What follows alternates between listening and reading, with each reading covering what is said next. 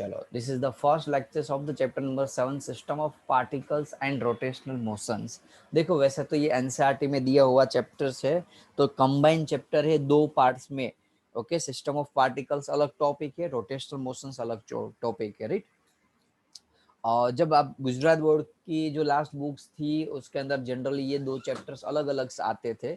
Okay, system of particles अलग था और रोटेशनल मोशंस अलग था। एचसी वर्मा में भी अलग दिया होगा। ओके, और नई जो एसएल अरोरा है इसमें कंबाइन है, लेकिन बहुत पुरानी जो एसएल अरोरा मेरे पास होती रहती थी, ओके, वो तो हो गई 3 साल पहले, 2 साल पहले, तो उसके अंदर ये चैप्टर अलग अलग रखे हुए थे। अब पता नहीं क्यों कंबाइन कर दिया हुआ है। तो जो अभी हम स्टार्ट करेंगे वो है system of particles topic, right. उसके बाद हम रोटेशनल मोशन सीखेंगे।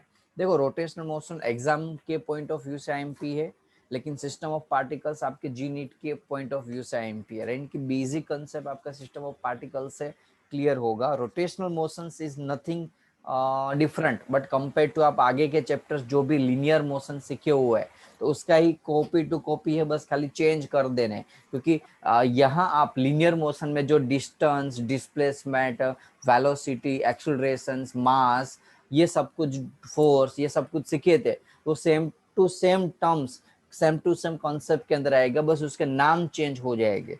रोटेशनल मोशंस के अंदर समझ लो कि मास है, उसको हम इनर्शिया बोलते, mass of loss, mass of inertia बोलते। फोर्स होता है उसको हम टॉर्क बोलते, राइट। जो टॉर्क यानी कि जिस फोर्स की वजह से ऑब्जेक्ट रोटेशनल मोशंस घूमने लगे, that is called torque. Okay, accelerations होता हो तो यहाँ हम एंगुलर एक्सेलरेशंस बोलते हैं, लीनियर मोमेंटम को एंगुलर मोमेंटम बोलते हैं, यहाँ ए पी बोलते हैं, वहाँ यानी कि लीनियर मोशन में पी बोलते थे, यहाँ एल बोलेंगे। डिस्प्लेसमेंट को यहाँ हम डी बोलते हैं, यानी कि लीनियर डिस्टेंस होता था तो यहाँ हमें एंगल मिलेगा, एंगुलर डिस्प्लेसमेंट थीटा मिलेगा। तो ऐसे डिफरेंट कुछ ज्यादा नहीं है, यदि कंपेरिजन कर लो तो बहुत इजीली आपको ये चैप्टर आ सकता है। दूसरी चीज, ये जो चैप्टर है ना वो बेस है पूरा फिजिक्स का। अब थोड़ा फिजिक्स में आपको ऐसा लगेगा कि थोड़ा हम अंदर घुस रहे हैं, फिजिक्स को एक्चुअल जान रहे हैं, ऐसा कुछ फीलिंग होगी। अभी तक जो चैप्टर सीखे थे वो ऑलरेडी 8-9 स्टैंडर्ड के अंदर आ गए, ऐसे चैप्टर्स थे। नया कुछ ज्यादा इतना डिफरेंट वे से नहीं समझ सकते थे। अपना जो माइंड है ना वो कुछ एक लिमिटेड बाउंड्री के अंदर ही चलता था। आज हम इस चैप्टर्स के अंदर ओपन करेंगे, फिजिक्स को जानने के लिए उस बाउंड्री को ब्रेक करेंगे। क्यों? जस्ट बिकॉज आपका जो नजरिया है फिजिक्स को सीखने का, उस टॉपिक को समझने का, मोशन को समझने का, वो चेंज हो जाएगा। Okay, got it. तो ये चैप्टर बहुत इंपॉर्टेंट हो सकता है। मैं आराम से धीरे धीरे चैप्टर चलाऊंगा। मुझे पता है आपकी टर्म 1 की एग्जाम आने वाली है, भले मेरा एक चैप्टर बाकी रहे, वो मुझे दिवाली के बाद कराना पड़ेगा, उससे मुझे फर्क नहीं पड़ेगा। आराम से ही चलाऊंगा, ज्यादा लोड भी नहीं दूंगा जिससे आपको उसके ये टर्म 1 की एग्जाम के अंदर अफेक्ट हो। ओके, चलो तो स्टार्ट करते रोटेशनल मोशन। तो बेसिक पहले तो हम आज का जो चैप्टर है उसके अंदर जो बेस सीखने वाला है that is called centre of मास। अब क्यों सेंटर ऑफ मास की जरूरत पड़ेगी, सेंटर ऑफ मास की जरूरत क्यों पड़ेगी, लेकिन उससे पहले हम थोड़ा बेसिक कॉन्सेप्ट सीख लेते हैं रिजिड बॉडी के बारे में। काफी सारे स्टूडेंट्स को रिजिड बॉडी का मीनिंग तो पता ही होगा, लेकिन उसका बेस नहीं क्लियर होगा। कौन बोल सकता है रिजिड बॉडी के definition? Hello, what do you mean by rigid body? किसको बोलते हैं आप रिजिड बॉडी अपनी लैंग्वेज એક में? બોડી જેની શેપ અને સાઇઝ ફિક્સ્ડ હોય। कॉमन लॉजिक है जिसका शेप एंड साइज फिक्स है। लाइक एग्जाम्पल फॉर, आप अपनी साइकिल को धक्का मार रहे हैं, तो आप ऐसा नहीं है कि साइकिल के पैडल को आपने धक्का मारा तो साइकिल के पैडल ही आगे जाएगा, बाकी साइकिल पीछे रहेगी। नहीं, क्या होगा, आपने मारा साइकिल के पैडल के ऊपर फोर्स, लेकिन उस फोर्स पूरी साइकिल में डिस्ट्रीब्यूट होने के बावजूद वो पूरा का पूरा पार्टिकल, ऐसा तो नहीं है कि साइकिल पैडल जो है फोर्स लगाने की वजह से लंबा हो जाएगा, खींच जाएगा, ऐसा नहीं होगा। यानी कि ऐसी बॉडी जिसके ऊपर फोर्स लगाने से, एक्सटर्नल फोर्स लगाने से उसका शेप एंड साइज चेंज नहीं होता है, that is called the rigid body. Okay, समझ लो ये एक बॉडी है। रिजिड बॉडी क्या होता है, इंटरनल स्ट्रक्चर हम बेसिक समझ लेते हैं, उसके पास बहुत सारे छोटे छोटे छोटे पार्टिकल्स में डिस्ट्रीब्यूट होती रहती है। अब रिजिड बॉडी में एक्चुअली होगा क्या बच्चों, कि समझ लो इस रिजिड बॉडी में आप उसके जो अलग अलग पार्टिकल्स है, राइट, उसके ऊपर आप फोर्स लगा रहे हो, तो एक्सटर्नल फोर्स की वजह से ये पार्टिकल्स का पोजीशन चेंज नहीं होगा। ऐसा नहीं होगा कि ये पार्टिकल्स अलग अलग हो जाएंगे। ओके, समझ में आ रहा है ना बच्चों? ये यहाँ है, ये यहाँ है तो यहाँ ही रहेगा, ये यहाँ है तो यहाँ ही रहेगा। हाँ, एक चीज होगी कि इस बॉडी के ऊपर फोर्स लगाने से ये जो फोर्स है वो पूरी बॉडी में डिस्ट्रीब्यूट होता है, जस्ट बिकॉज ये पार्टिकल्स क्या करते हैं एक दूसरे के अंदर इस फोर्स को डिस्ट्रीब्यूट कर लेते हैं, यानी कि पूरा का पूरा पार्टिकल्स ही आगे बढ़ना स्टार्ट कर देता है बच्चों। ओके, तो रिजिड बॉडी में साइज एंड शेप चेंज होता नहीं है, राइट नाउ। तो इतना तो पता चल गया कि रिजिड बॉडी यानी कि फोर्स अप्लाई करने से उस फोर्स क्या वजह से उसके साइज और शेप में यदि चेंजेस नहीं हो रहा है तो उस बॉडी को हम रिजिड बॉडी बोलेंगे। लेकिन एक इम्पोर्टेंट चीज है कि इस वर्ल्ड के अंदर वैसे तो कोई परफेक्ट रिजिड बॉडी होती ही नहीं है। क्यों? क्योंकि थोड़ा तो ऐसा कुछ होता ही रहेगा जिसके अंदर कुछ चेंजेस होते रहेंगे, क्योंकि इतना फोर्स होगा एक्सटर्नल फोर्स कंपेयर टू इस इंटरनल पार्टिकल्स में थोड़ा चेंजेस होता है, माइक्रो लेवल पे चेंजेस होता है, वाइब्रेशन होता है, लेकिन वो हम ऑब्जर्व नहीं कर सकते। लेकिन ऐसा नहीं मानना है, क्योंकि ये चीज फैक्ट भले है लेकिन उसको मान के यदि चलोगे तो ये चैप्टर नहीं समझ पाओगे बच्चों। थोड़े सा एग्जाम्पल देख लेते। ओके, ये सारे एग्जाम्पल है। रोटेशनल मोशंस में क्या है अब भी आपको समझा रहा हूँ, लेकिन खाली रिजिड बॉडी के बेस समझ लो आप। अब ये चीज क्या है देखो बच्चों, मैं आपको एक प्रैक्टिकली एक एग्जांपल बता रहा हूँ। एक मिनट, आपने प्रोजेक्टाइल मोशन सीखा था, हाँ कि ना? क्या था उसके अंदर? कर्व, एक बॉल था, कर्व के ऊपर से जा रहा था। हाँ, उस बॉल के ऊपर फोर्स लगाएंगे, धक्का मारेंगे यानी कि उसको फेंकेंगे तो बॉल कहाँ जाता था? एक डिस्टेंस ऐसे जा रहा है। एक कर्व डिस्टेंस बनाए ना। कर्व आर्क बना के।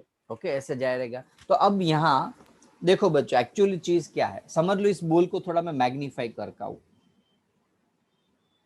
इस बॉल के ऊपर फोर्स लगाया मैंने, बॉल ऐसे गया, तो क्या वो ये आपको पता है न्यूटन्स के जो लॉ है ना, उस कौन से बॉडी के लिए अवेलेबल थे एक्चुअली हम अप्लाई कर सकते थे? पॉइंट पार्टिकल्स के ऊपर, यानी कि कोई पर्टिकुलर पॉइंट चार्ज होता है यानी कि पॉइंट मास होता है, उसके ऊपर अप्लाई होता था। न्यूटन्स का सबसे बड़ा ये ड्रॉबैक था, न्यूटन्स ने वो नहीं समझा सका। न्यूटन्स ने समझा दिया ये लो सारे। अब देखो बच्चों समझ लो, थोड़ा सा मैं अंदर घुसा रहा हूँ आपको इस चीज के अंदर, कि ये पार्टिकल्स यहाँ से यहाँ मूव हो रहे हैं, तो क्या जरूरी है कि सारे पार्टिकल्स इसी लाइन के ऊपर से पास हो रहे हैं? ना, क्या सारे पार्टिकल, यदि मैं ऐसा बोल रहा हूँ कि पार्टिकल यहाँ है तो इस पार्टिकल यानी कि ये ऑब्जेक्ट यहाँ है तो इस ऑब्जेक्ट की हाइट 15 सेंटीमीटर है, तो क्या जरूरी है कि इस बॉडी के अंदर रहे हर एक पार्टिकल्स की हाइट 15 होगी? ना, जब मैं बात कर रहा हूँ ऑब्जेक्ट को मोशंस में लाने की, तो ये पार्टिकल का कुछ ऐसा मोशन होगा, इसका ऐसा होगा, किसका ऐसा होगा। अब काफी बार जरूरी है, यदि बॉल फास्टर भेज रहा है तो कोई दिक्कत नहीं, लेकिन स्पिनर भेजेगा, स्पिनर यदि यदि बॉल फेंकेगा तो क्या वो बॉल ऐसे ही जाता है? क्या उसके अंदर के पार्टिकल्स खाली ऐसे ही मोशंस कर रहे हैं? कुछ दूसरे भी मोशंस में होंगे, बोलो अलग अलग। क्यों? क्योंकि वो बॉल यदि समझ लो कि स्पिनर भेज रहा है तो स्पिनर क्या करेगा, बॉल को घुमाते घुमाते घुमाते भेजेगा, हाँ कि ना? हाँ, यानी कि यहाँ हम ऐसा समझते थे कि ये जो पूरा मास है यानी कि पूरा बॉल है, कोई एक रिजिड बॉडी है। तो रिजिड बॉडी यदि है तो बच्चों ये सारे पार्टिकल्स अपनी खुद की अलग अलग स्पीड और वेलोसिटी से घूम रहे हैं। भले आप मान रहे हो कि इसकी वेलोसिटी ये है, वो तो आप बॉल की मान रहे थे ना। अब तो ये जो वेलोसिटी आप मान रहे थे यू, वो तो बॉल की थी। अंदर के पार्टिकल्स की जब हम बात करें तो सारे के ये समझ लो घूम रहा है तो यहाँ ऐसा होगा, ये घूम रहा है तो ऐसा होगा, ये ऊपर जा रहा होगा, थोड़े आगे आ रहा है। तो आपको इसका यदि आप उसको इनर पार्टिकल्स यानी कि मैकेनिक्स के अंदर ऑब्जर्व करोगे, क्वांटम लेवल पे यदि बात करोगे इस पार्टिकल्स की, क्वांटम तो इतना भी अंदर से नहीं बात करना, लेकिन बेसिक ऊपर ऊपर के जो बेसिक पार्टिकल्स की भी बात करोगे तो सारे पार्टिकल्स का मोशंस, उसकी वेलोसिटी, उसकी डायरेक्शन, उसकी स्पीड, उसकी हाइट वगैरह सब कुछ चेंज है। तो बोलोगे सर क्या हम फोर्स को समझने के लिए, प्रोजेक्टाइल मोशन को समझने के लिए क्या हर एक पार्टिकल्स की अलग अलग वेलोसिटी को मान के हमें उसका ऑब्जर्वेशन करना होगा? नहीं। तो उसका शॉर्टकट ये हुआ कि ये जो पूरा मास है यानी कि पूरा बॉडी है, उसमें कोई एक पॉइंट तो ऐसा होगा ही जहां पूरा का पूरा मास क्या है, सेंट्रलाइज है, यानी कि ये बॉडी का समझ लो ये सेंटर है।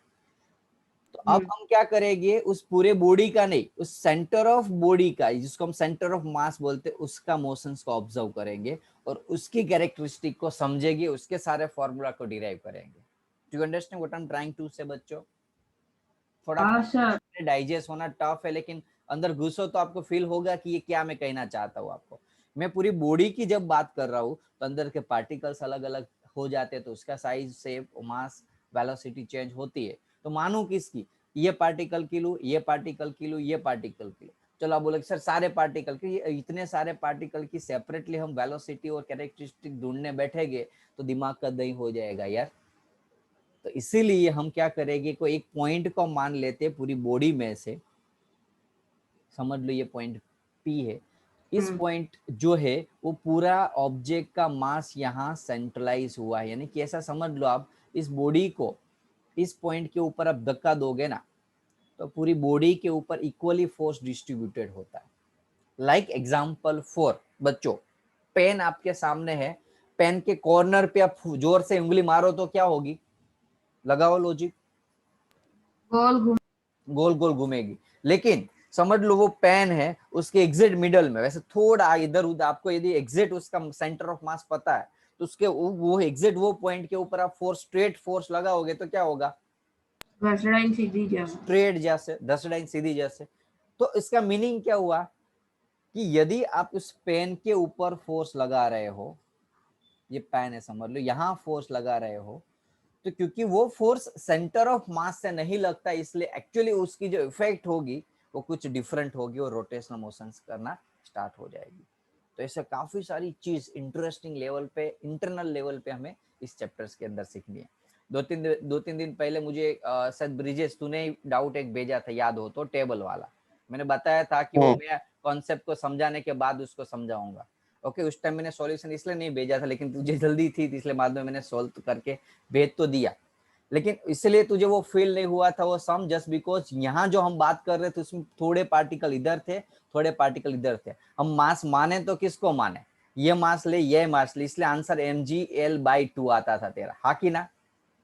हाँ। तू ऐसा सोच रहा था सर आंसर mgl आना चाहिए, mgl/2 क्यों हुआ, क्योंकि आधा जो मास है ना वो इफेक्टिव नहीं था नीचे गिरने के लिए। दूसरा, आपको दूसरा भी एग्जांपल दूं इसी टाइप का, समझ लो आप, ये पेन है आपके पास, ये पेन है, आप उस पेन को नीचे गिरा रहे हो तो आप समझ सकते हो कि ये हाइट h है और इसके ऊपर mgh फोर्स लगेगा, एनर्जी लगेगी, समझ। लेकिन उस पेन की जगह लाइक आपके पास कोई चेन है जो ऐसे शेप में, ऐसा एक सम भी है, ओके, एसएलआर में है या फिर कुछ दूसरी बुक्स के अंदर है शायद, ऐसा चेन है। एक मिनट, थोड़ी बनती नहीं है अच्छी से। अब बच्चों इस चेन को मैं फ्री फॉल कर रहा हूँ और बताओ इसका मास m है तो इसका पोटेंशियल एनर्जी कितनी होगी, कोई बता सकता है? अब बोलोगे सर कैसे बताओ, ये हाइट लू, ये हाइट लू, या ये हाइट लू, या ये हाइट लू? डाउट तो हो सकता है ना, हर एक पॉइंट की, ये पार्टिकल से उसका ये पॉइंट से हाइट अलग हो जाती, समझ लो 30 है, ये पॉइंट से हाइट 32 है और ये हाइट 35 है। तो कोई बता सकता है कौन सी हाइट लेनी होगी मुझे? हेलो, नहीं बता सकते, कंफ्यूज हो जाओगे कहां से, क्योंकि यदि ये लू, यदि ये ले रहा हूं तो इस भाग तो ऑलरेडी नीचे है तो उसकी पोटेंशियल एनर्जी माइनस होगी तो आंसर चेंज हो जाएगा, अंदर से ऐसा फील होगा कि आंसर मैच नहीं होने वाला। इसीलिए इस टाइप के केस में हम क्या करेंगे, ये जो ऑब्जेक्ट है उसकी पोटेंशियल एनर्जी फाइंड करनी है, तो मैं इस पॉइंट, समझ लो ये सर्कुलर मोशन में, सेमी सर्कुलर मोशन, सॉरी क्या बोलते हैं, सेमी सर्कल में है, तो मैं क्या करूंगा, इस सेमी सर्कल ऑब्जेक्ट का सेंटर ऑफ मास फाइंड कर लूंगा। समझ लो इस सेंटर ऑफ सेमी सर्कल का सेंटर ऑफ मास यहाँ आ रहा है, तो हाइट में ये लूंगा, नहीं कि यहां से, नहीं कि यहां से, नहीं कि यहां से, यहां से। तो ऐसे जो बॉडी होते हैं ना जिसका साइज का जो मास डिस्ट्रीब्यूशन है वो अनइवनली है, यानी कि अनइवन डिस्ट्रीब्यूशन है, उस टाइप के केस में, उस टाइप के ऑब्जेक्ट के अंदर जो आपको kinetic energy, potential energy, force, law of motion, ये सब कुछ जो सीखना होता है ना, उसमें यहाँ आपको सेंटर ऑफ मास लेके सॉल्व करना होता है। अदरवाइज क्या होगा पता है, यदि आप सॉल्व करने बैठोगे तो ये थोड़ा सा भाग लिया, यहाँ से ये हाइट लिया आपने, बाद में अलग अलग इंटीग्रेशन कर करके सारा मास ऐड कर दोगे, जो मैंने शायद भेजा हुआ था सॉल्यूशन उसमें। लेकिन इससे इजी क्या हो जाएगा, मैं क्या कर दूंगा, इसका कोई सेंटर ऑफ मास फाइंड कर लूंगा। बोलोगे सर वो कैसे फाइंड होगा, तो वो आपको 4-5 लेक्चर्स के अंदर समझ में आ जाएगा वो कैसे फाइंड होता है, मैं सिखा दूंगा आपको। चलो फील हुआ चैप्टर्स में क्या सीखने वाले हो आप वो? Yes sir. ओके, अब समझ लो आपके पास ये ऑब्जेक्ट है, ऑब्जेक्ट मूव हो रहा है। अब फिर से रिपीट करो, ऑब्जर्व करो अलग अलग पार्टिकल्स को।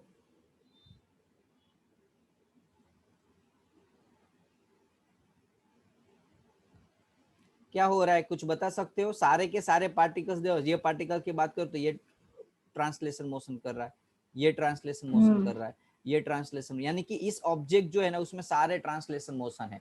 तो उसमें आप इजीली कौन सा लो, फोर्स के लो, वर्क एनर्जी की थ्योरम, सब कुछ लगा सकते हो। इजी है क्योंकि सारे पार्टिकल्स एक टाइप के मोशंस में मूव हो रहे हैं। समझ लो, तो it is called translatory motions. अब समझ लो कि ऐसा ना हो के, ये ज्यादा इंपॉर्टेंट नहीं इसलिए मैं इसको स्किप कर रहा हूँ। ऐसा ना हो के समझ लो कुछ ऐसी सिचुएशन हुई और ये पार्टिकल मूव हो रहा है। फिर से रिपीट करो, उसको ऑब्जर्व करने का ट्राई करो, पहले की सिचुएशन सेकंड सिचुएशंस का में क्या डिफरेंट है बच्चों। पार्टिकल रोटेट था इस ऑब्जेक्ट में, लेकिन वो पार्टिकल साथ में ट्रांसलेशन भी मोशन कर रहा है ना, खाली रोटेट तो हो नहीं रहा है। यानी कि जो zigzag था। यस, यानी कि जो मैंने बताया था कि कोई स्पिनर जब बॉल फेंकता है तो बॉल घूमते घूमते घूमते आगे बढ़ता है, ऐसा कुछ हो रहा है। देख लो, समझ लो कि ये बॉल यहाँ था, ये पार्टिकल यहाँ है, जब वो गोल घूमेगा तो ऐसे जाएगा, वापस घूमेगा तो ऐसे जाएगा, हाँ कि ना। ये पार्टिकल्स ये भाग की बात करो तो ये ऐसे जाएगा। यानी कि यहाँ लीनियर मोशन भी हो रहा है, ट्रांसलेशन मोशन भी हो रहा है। और प्रॉब्लम ये है कि हर एक केस की स्पीड अलग होती है। ये केस की स्पीड यहाँ होगी, इसकी वेलोसिटी यहाँ सॉरी स्पीड नहीं, वेलोसिटी, इस पार्टिकल की वेलोसिटी इस साइड होगी, इसकी इस साइड होगी, इसकी इस साइड होगी, हाँ कि नहीं। तो ऐसे कॉम्प्लिकेटेड जो मोशंस को समझना होता है ना, उसमें रोटेशनल मोशंस इजी हो जाता है आपके लिए। ओके, तो यहाँ क्या हुआ, sphere shift from the top of the bottom in the inclined plane, hence translation motions. कौन सा मोशन था? ट्रांसलेशन मोशन, और साथ में रोटेशनल मोशन भी हुआ, हाँ कि ना। But all particles are not moving with the same velocity. आपने देखा कि हर एक पार्टिकल की वेलोसिटी सेम नहीं थी, अलग अलग थी।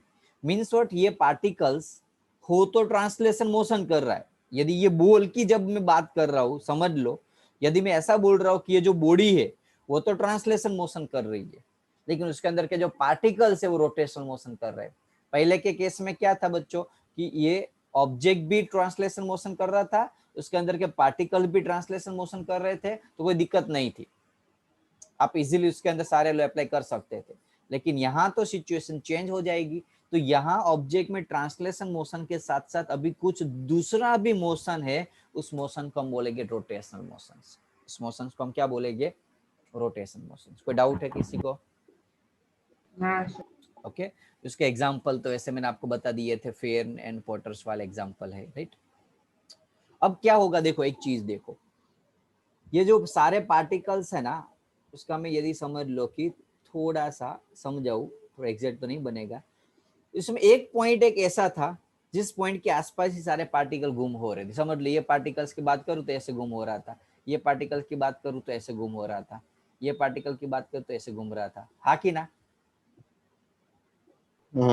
सारे जो पार्टिकल्स का जो रोटेशनल मोशन है वो कॉन्सेंट्रिक सर्कल में घूम रहे थे। तो वो जो सर्कल के जो सेंटर है, हर एक कॉन्सेंट्रिक सर्कल का जो मेन सेंटर है, उसको आप ऑब्जर्व करोगे ना तो it is not rotational motion. आप चेक करना हो तो कर लेना, जब आपका फैन घूम रहा होता है, आपका जो सीलिंग फैन घूम रहा होता है, ओके, चालू होता है, आप साइड में ऐसे समझ लो ये फैन है,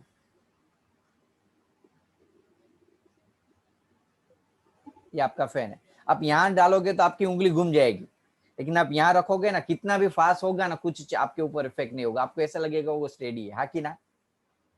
चेक करना हो तो करना, यदि ट्राई तो नहीं किया होगा लेकिन करना। अभी आप एग्जैक्ट बीच में रखोगे, एग्जैक्ट बीच में, तो वो जो सेंटर है, वो सेंटर एक्चुअली रोटेशनल मोशन कर रहा ही नहीं होता है। समझ में आ रहा है आपको? वो स्टेडी होता है, आसपास के पार्टिकल मूवमेंट कर रहे होते हैं। तो ये जो पार्टिकल्स है उसका जो सेंटर है उसको आप ऑब्जर्व करोगे तो कौन सा मोशन था? Translatory motions, linear motion.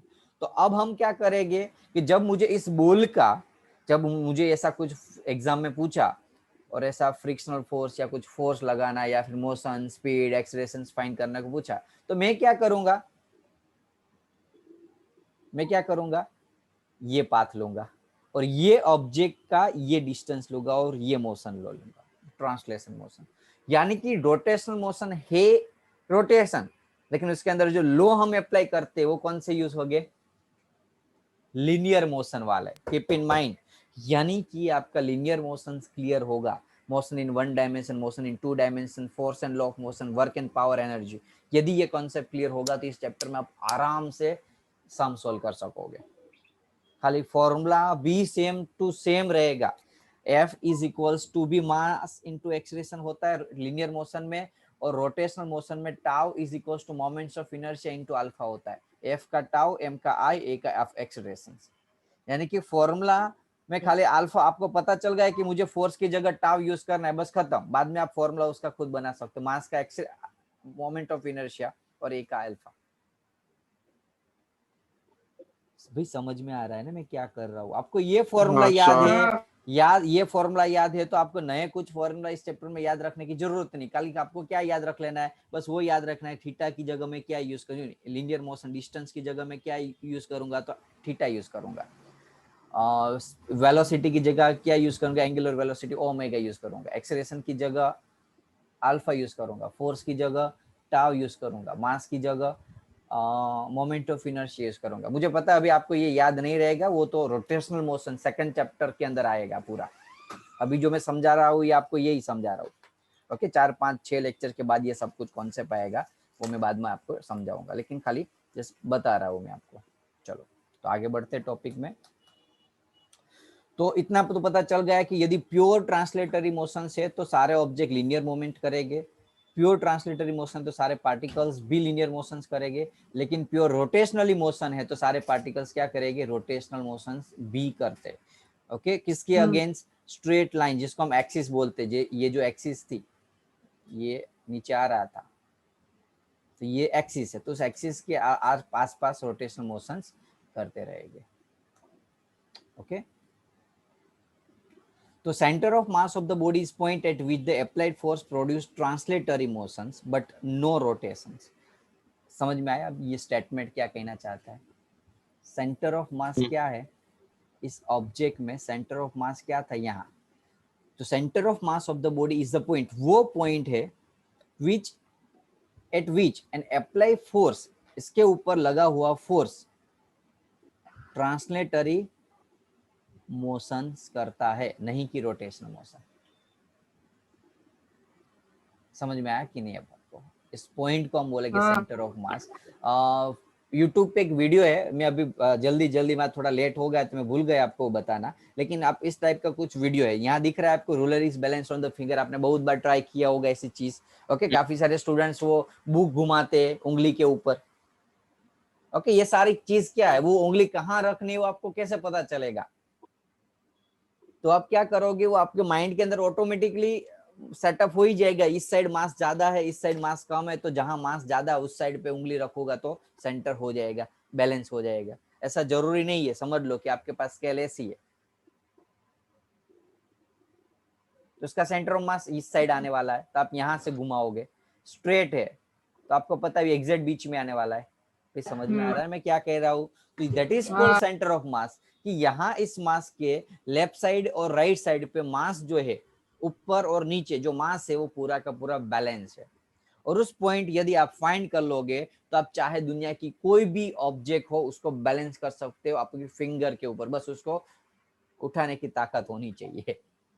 Okay, ऐसा एक वीडियो है, यूट्यूब में सर्च करना, ट्राई करूंगा मैं यूट्यूब लेक्चर्स के बाद लिंक भेजूंगा यदि मुझे मिल जाएगा तो। ओके, हर साल मैं उस वीडियो को दिखाता हूँ बच्चों को कि इस वीडियो के अंदर एक बंदा है फॉरेन के अंदर, वो कोई भी object with in micro second उसको अपने डायरेक्टली वही पॉइंट पे उंगली पे रख देता है, वो डायरेक्टली बैलेंस हो जाता है। आपको तो क्या करना पड़ेगा, एटलीस्ट एक पेन भी जो इवनली डिस्ट्रीब्यूटेड है ना, उस पेन में भी इधर उधर करना पड़ेगा। ट्राई करो पेन को उंगली पे बैलेंस करने का, आपको पेन आगे पीछे करनी पड़ेगी, 2-3 बार ट्राई करोगे तब बैलेंस होगी, डायरेक्टली फर्स्ट टाइम में बैलेंस होगी भी नहीं। हो रहा है ऐसा यदि ट्राई किया हो तो?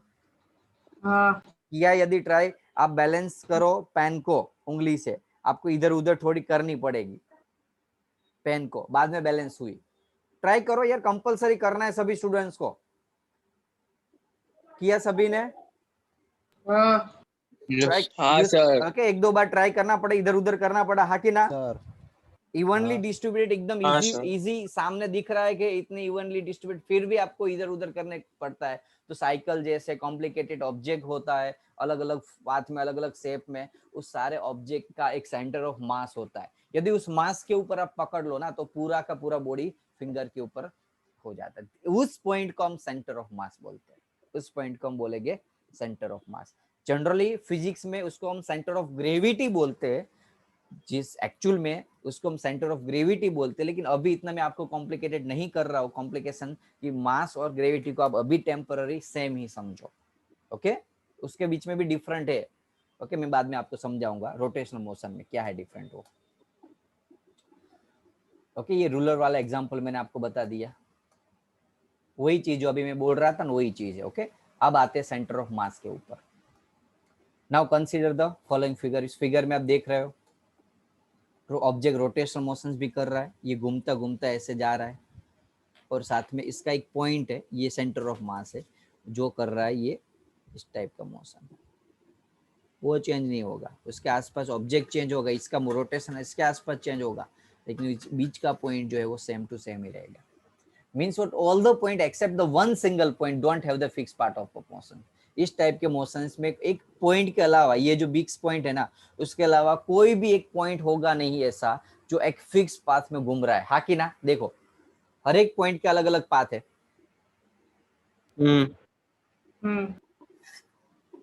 ओके, तो यहाँ वो पॉइंट ट्रांसलेशन मोशन कर रहा है और बाकी के पॉइंट रोटेशनल मोशन कर रहे हैं। ओके, तो that is called centre of मास। वो जो पॉइंट है, that point which has fixed path of motion, उस पॉइंट को हम बोलेंगे सेंटर ऑफ मास। मैंने अब बहुत टाइम दिया है सेंटर ऑफ मास को फील कराने के लिए, अब जरूरत हो तो बताओ, अदरवाइज मैं डायरेक्टली टॉपिक के ऊपर आ जाऊँ। ना अभी भी यदि आपको ये फील नहीं हुआ है कि सेंटर ऑफ मास क्या है एक्चुअल में, तो बताओ, तो मैं अभी भी और एग्जांपल लेके आपको समझाऊं। और यदि क्लियर है तो 2-3 एग्जांपल देख के मैं आपको इस चैप्टर को एक्चुअल स्टार्ट करूं, जो डेरिवेशन से नेक्स्ट लेक्चर्स में आ गया। सारे एग्जांपल भी आपको पता चल गया होगा। ओके, सेंटर ऑफ मास के।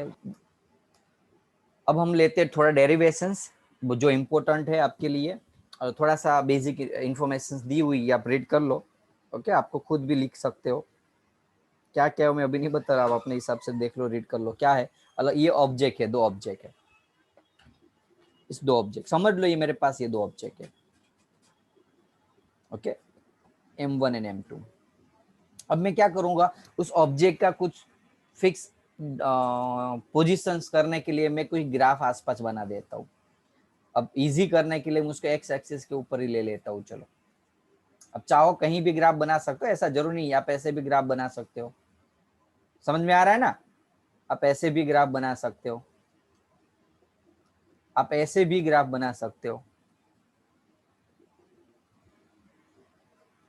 भाई मैं समझ में आ रहा है ना मैं क्या कह रहा हूँ? 2 ऑब्जेक्ट का मुझे सेंटर ऑफ मास हाँ फाइंड सर। करना है, उस 2 बॉडी का कुछ फिक्स पोजीशंस फाइंड करना पड़ेगा। इसलिए मैं रेफरेंस के लिए कोई ग्राफ बनाता हूँ, रेफरेंस के लिए ये फिक्स एक एक्स और वाई एक्सिस का ग्राफ बना लिया।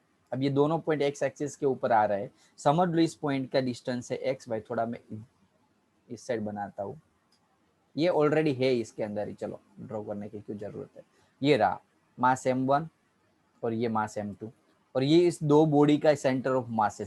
अभी कहाँ है वो पता नहीं है, इसलिए रेंडमली मैंने कोई फिक्स पॉइंट ले लिया है, बीच में आएगा वो तो पता ही है आपको। ये जो है M1 उसका डिस्टेंस x1 है और M2 का डिस्टेंस x2 है, यानी कि उसका कोऑर्डिनेट लिखना हो तो बच्चों में क्या लिख सकता हूँ, x1 0 x2 0, हाँ कि ना? हाँ। ओके, तो ये जो वैल्यू मिली उसका सेंटर ऑफ मास का फॉर्मूला ये रहेगा, बहुत इजी फॉर्मूला है, M1 x1 M2 x2 upon M1 plus M2, है ना इजी? कुछ याद रखने में कोई दिक्कत मुझे नहीं लग रहा है आपको लग पड़ेगी। x1 x2 क्या है वो तो पता चल गया है ना। x1 x2 ये M1 और M2 ऑब्जेक्ट का डिस्टेंस है, ये ओरिजिन से, यानी कि उसका कोऑर्डिनेट है x1 एंड x2। यदि समझ लो, यदि आपको y कोऑर्डिनेट फाइंड करना हो, इसको ये पॉइंट है, उसको यहाँ रखे होते, तो वाई कोऑर्डिनेट के फॉर्मूला आता है। जनरल फॉर्मूला अभी मैं बताता हूँ, लेकिन अभी टेम्पररी ये एग्जिट वो फिगर के लिए ये जनरल फॉर्मूला बनेगा। समझ लो दोनों मास m1 और m2 सेम है, तो उसकी जगह मैं m रख दूं।